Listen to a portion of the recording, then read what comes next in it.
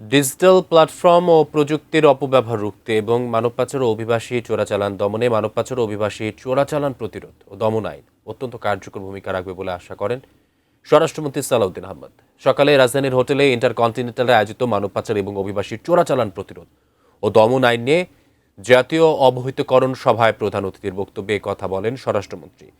মানব পাচার ও অভিবাসী চোরাচালান মোকাবেলায় বাংলাদেশের অঙ্গীকার আরও জোরদার করতে স্বরাষ্ট্র মন্ত্রণালয় এবং জাস্টিস অ্যান্ড কেয়ার বাংলাদেশ যৌথভাবে অনুষ্ঠানের আয়োজন করেন।